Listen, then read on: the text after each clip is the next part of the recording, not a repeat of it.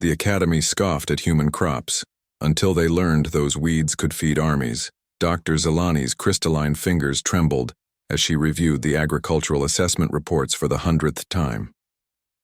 The Galactic Agricultural Academy's most prestigious xenobotanist couldn't believe what she was reading. According to every metric, her species had developed over 3 millennia of interstellar farming. The human homeworld should have been a barren wasteland.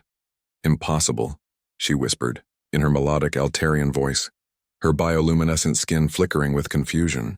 The holographic display showed Earth's chaotic patchwork of crops, plants that violated every principle of efficient cultivation the Academy taught. Ambassador Chen Wei sat across from her in the Academy's gleaming conference chamber, his weathered hands folded calmly as alien dignitaries from 17 species murmured their disdain. The humans had requested membership in the Galactic Agricultural Collective, but their preliminary crop samples had been dismissed as primitive root vegetables and decorative grasses. Dr. Zelani, Chen said quietly, perhaps you'd like to examine our full production data before making your final assessment. The Vorthak representative, General Thex, chittered through his mandibles. Ambassador, your species grows weeds. Dandelions, you call them. And these potatoes, lumpy, inefficient tubers. Our hydroponic crystals produce 3 times the nutrition in half the space. Chen smiled. Tell me, General, what's your average crop survival rate during system-wide conflicts? Irrelevant, Thex snapped. Proper civilizations maintain agricultural stations far from combat zones. I see. Chen activated his own holographic display. This is footage from our second global war, roughly 2 centuries ago. The chamber fell silent as images filled the air. Humans cultivating crops in bomb craters, dandelions growing through concrete rubble, potato patches thriving in contaminated soil. Children gathered wild berries while explosions lit the horizon. Families tended vegetable gardens in the shadows of burning cities. Dr. Zelani's skin shifted to deep purple, a sign of profound shock in her species. They're growing food in active war zones. Humans have always grown food wherever they found themselves, Chen explained. When our ancestors were nomads, they learned to recognize thousands of edible plants. When they settled, they didn't abandon that knowledge, they expanded it. What you call weeds, we call survival. The Centaurian agriculture minister, Lord Vax, scoffed through his breathing apparatus. Surely this is primitive desperation, not proper agricultural science. Chen's expression hardened. Would you like to see our current production figures?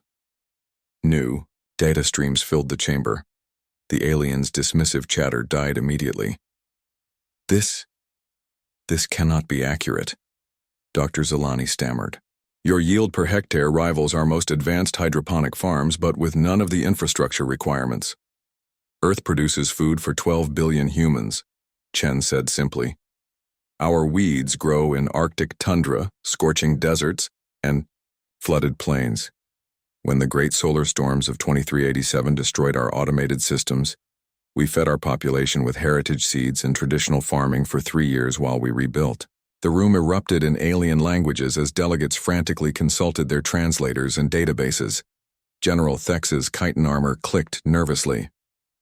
But the efficiency ratios are calculated incorrectly, Chen interrupted.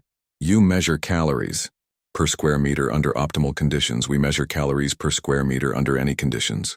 There's a difference. Dr. Zelani pulled up more Earth data, her movements increasingly frantic. These amaranth plants, they're growing in soil contaminated with heavy metals. The biomass shouldn't be edible. Amaranth has been cleaning our soil while feeding us for generations, Chen replied. We have over 3,000 crop varieties that actively improve the environments they grow in. What you call inefficient, we call resilient. The Altarian. Scientists discovered more impossible data. Quinoa cultivation at 4,200 meters above sea level. Rice paddies that flood and drain with natural weather patterns. These plants should fail basic stress tests.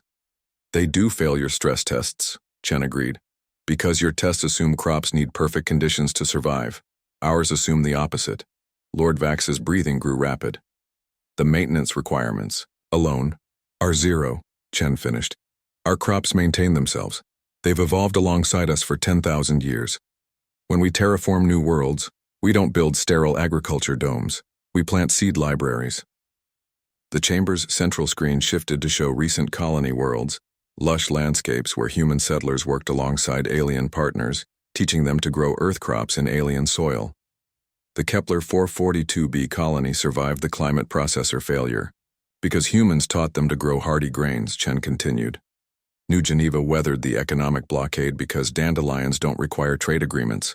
The Outer Rim station stayed fed during the shipping crisis because potato stores last for years without refrigeration.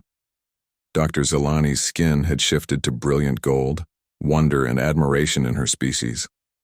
We've been thinking about this wrong. We've been trying to perfect agriculture. You've been trying to perfect adaptation. Chen nodded. Every human child learns that food doesn't come from stores. It comes from dirt, rain, and determination. We carry that knowledge to every world. We settle. General Thex's mandibles clicked in what Chen had learned was reluctant respect. When the hegemony invaded our agricultural worlds, we nearly starved. Our central production facilities made easy targets. Distributed systems are harder to destroy, Chen agreed. 10 billion small gardens are more resilient than 10,000 large farms. The vote was unanimous. Humanity joined the Galactic Agricultural Collective not as students but as teachers. Within a decade, human crops grew on every member world, and the Academy's curriculum included mandatory courses in adaptive cultivation and crisis agriculture. Years later, when the Void War threatened to starve the galaxy, it was human seeds, those hardy, stubborn weeds that kept the Alliance fed. In the ruins of shattered worlds, dandelions pushed through the rubble, and potatoes grew in the bomb craters, just as they always had. The galaxy learned what humans had always known. The best crops aren't the most efficient ones. They're the ones that refuse to die.